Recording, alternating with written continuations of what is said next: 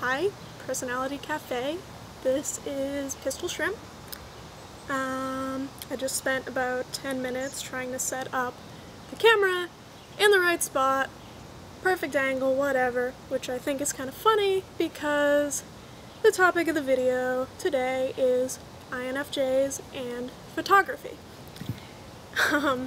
One thing I've noticed when talking with other INFJs on the forum and in person is that a lot of us tend to choose photography as one of our primary artistic modes of self-expression. And I tried to think, okay, why does photography in particular appeal to INFJs? And I came up with some ideas and I just wanted to share them with you guys and maybe hear what you have to say too. My experience with photography is that it has been a large part of my life in the past few years. Since childhood I've been interested in photography. I started off kind of with little toy cameras. I wasn't really serious about it or anything. When I was about 5 or 6 years old, I used to actually have the camera with me right now. This was my first camera, and I actually used to use this and just set up little scenarios with stuffed animals or toy dinosaurs, things like that, and just take pictures of that, just using my imagination and kind of filling in the details of the scene. You couldn't see them in the picture, but they were all there in my head. I also like to take pictures of animals and nature scenes as a child. I took this little camera to Six Flags in New Jersey, little Wild Kingdom. It's one of the first things I remember of my just like nature photography experience as a child. I was taking pictures of giraffes and ostriches and things, and looking back on them, it's interesting to see what they look like now and what I imagined in my head as a child and how different they are.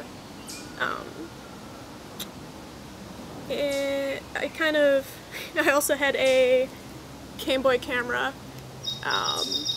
and printer with it, and I would go around taking pictures of my friends with it. And it's kind of funny, I don't know if this is a typical clueless, no common sense, intuitive thing, but the Game Boy camera has a little pivoting head on it, and I didn't realize that. So I always had the camera facing front, and when I wanted to take a picture of someone else, I flipped the entire Game Boy with the camera on it around instead of just pivoting the little top part like you were supposed to. So my friends always used to, make fun of me for that. But I had a lot of fun with that, and I kind of stopped being interested in photography for a little while. I kind of didn't pick up a camera again until high school, and I decided to pick it back up in high school because about sophomore year, I was kind of in a funk. I was pretty depressed and looking for a way out of it, and my parents happened to have this old film camera lying around as well as an old digital camera, and I just picked it up randomly one day and went outside, started taking pictures of basically anything. I really liked taking pictures of little mushrooms that were poking up through the undergrowth, old rusty machinery that was kind of lying around and being overtaken by plants, sunsets. I still was interested in a lot of nature photography. And what I found was that the photography helped me in high school to get over that kind of funk, depression, by taking me outside of my head and refocusing my attention on the outside world. And it just kind of came naturally to me, and I started showing my friends my pictures I took. I made a DeviantArt account, which was like the hot thing at the time, and I got a lot of attention for it, and I really liked that people liked my work. They paid attention, it made them feel something, and that feedback encouraged me to actually, when I went to college, major in photojournalism to kind of continue the hobby.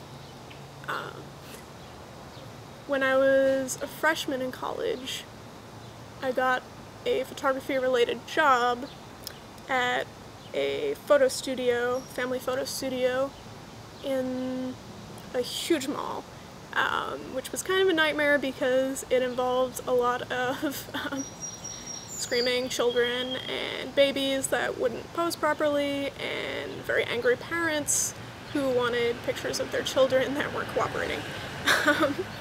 But that experience helped me work on my people skills a lot, helped me become a better portrait photographer, and just kind of showed me the different types of photography than what I was used to, because I was used to, just nature photography. I hadn't really thought, okay, how do I get good pictures of people and make them pose in a way that reflects themselves, and just capture those moments with people, because it's a lot harder to take a picture of a person who is kind of unpredictable in their movements, and they have a lot more substance to them than, say, like a landscape where you can usually predict the way the light's going to fall, the angle that you should take on it, things like that, because it's not going anywhere.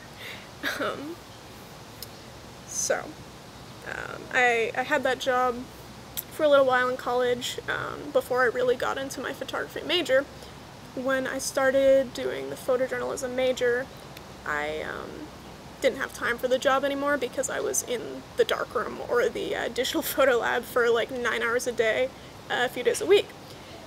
And I liked the photojournalism program a lot because I got to meet a lot of interesting people and hear their stories. I think as an INFJ, just being able to capture the entire essence of an event in a few pictures came kind of naturally to me. Also, just being quiet and kind of blending in with the event, kind of like the fly on the wall perspective, helped a lot in getting shots that other people might not have been able to get. Some other things I want to talk about. As an INFJ, we use 4 cognitive functions, and I think that particular combination of functions lends itself very well to taking good photographs. Our first cognitive function is introverted intuition, and I think from what I've read and what I understand of it, introverted intuition has a lot to do with symbols and how we interpret symbols, what they represent, yada yada yada, basically reading more into a situation than is available at first glance. It also has to do with kind of intuitive moments where everything just seems to click together and you have this realization of something that you weren't aware of before. This kind of manifested itself in my photography in a few ways. Like I said, capturing the essence of a person in a photograph or of an event as a whole, I think introverted intuition helps with that. Because you're kind of always focusing on, okay, how do I dig deeper with these photos? What am I looking for? Like, what message am I trying to get across? I had a lot of the aha moments actually after I'd taken pictures and was looking back on them, and found some symbols or hidden meaning that I was not at all aware of at the time I was taking the picture. For example, I was taking photographs at a cemetery one day, and one of the pictures was of the statue of the Virgin Mary. And then there was a flag in the background, so I just kind of, thought it was a cool contrast, blah, blah, blah, to put them together. But when I took it back and I looked at it again, something popped in my head and said, flag, statue of Mary, church and state, and how they were present in the same picture could be reflective of the lack of separation of church and state in the United States. Another example, I had taken a picture of a sort of decaying religious statue, keeping with the religious theme, and I just thought it looked cool. And when I looked at it further and just looked for more symbolism, I dug deeper into the picture I'd taken.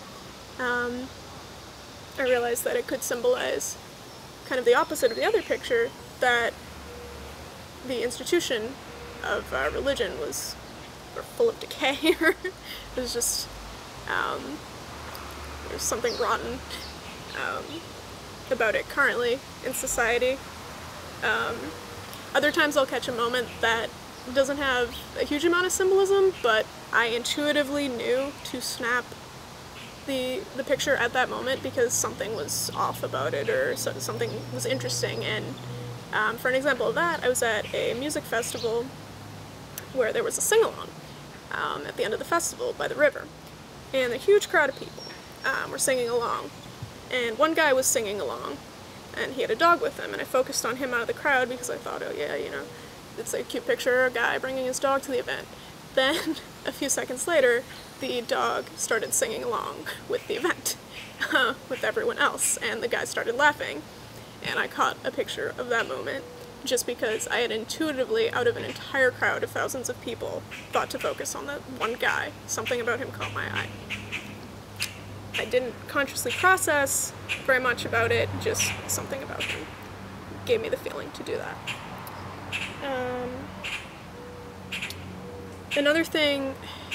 Another way that I think introverted intuition can help with photography is, or not so much can help with photography, but makes it easier for us to pursue a particular type of photography.